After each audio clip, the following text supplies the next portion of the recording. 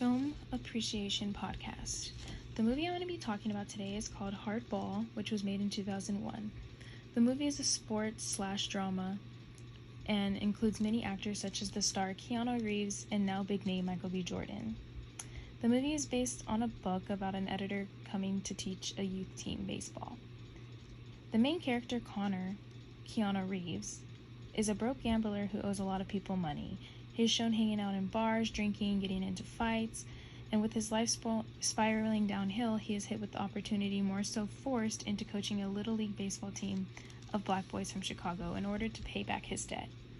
He is a white man going into the projects of Chicago to a group of young black boys who want to play baseball, despite their home lives and circumstances they are living with. They are living with violence, gangs, and overall in poverty. At first, he looks at the boys as a paycheck until he grows attached after getting to know them each personally and seeing how they live. The originality of the film stems from realism, in my opinion. Most coming-to-life movies about baseball is about fun and good times, while this story isn't so simple and has a real message. The cinematography in the film takes place in Chicago with multiple locations throughout the city, like baseball fields, pizza places, buildings, alleys, apartments, and school. The camera shows multiple angles, from far to long shots to close-ups, mini zoom-ins, and wide shots of the field. The music is mainly hip-hop, rap, and R&B, with appearances of Big Papa by Notorious B.I.G., who is also known as Biggie Smalls. This being a big aspect of the movie, it is used in a few scenes with a big meaning that later in the movie you're able to make a connection to the song. It becomes the team's anthem in a way and helps the pitcher to stay in the zone and pitch. G-Baby, one of the characters, is a 8-year-old boy who wasn't old enough to play with the boys. He wanted to join his older brother and watch them and cheer them on anyway. We are introduced to his character in a way where you grow a connection to him. He is focused on being a sweet, young, playful, full of energy and excitement boy, and to all the other boys, they kind of look up to him in a way because they feel bad that he's unable to play with them. The buildup of the movie is shown as they start to improve in games and as the coach starts to care more and more about the players individually as he starts to get closer to them. The dialogue is a lot of conversations, and within each one has meaning to tell the story. The overall impact and emotional aspect: the boys living in an area filled with violence, they use baseball to escape and feel like kids. The emotional story comes to light as one night, two of the brothers, which one of them being the younger boy, G-Baby, are walking home when caught in the middle of a gang-related feud, with multiple people shooting.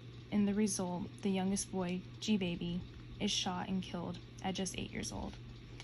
His death changes the story from being an uplifting story about baseball and boys having fun on the field to heartbreaking and bringing realism into effect, as these things do happen in the projects of Chicago. As well, one boy leaving to join into a gang after they find out he's too old to be on the team and that he altered his birth certificate. It kind of shows how simple and fast a child's life can turn around. The review. The film is well done, and the music and camera work is telling an aspect of the story.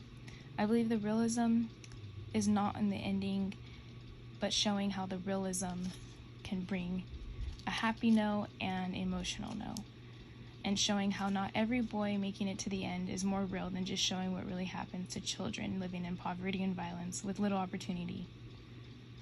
I think there was a lot of attention on the coach's story, more so than some of the boys, and it could have been more impactful to learn each boy's story, and it would have been a little bit more emotional. Although it was very emotional to see the littlest boy, the cutest boy, be killed and be so happy the whole film.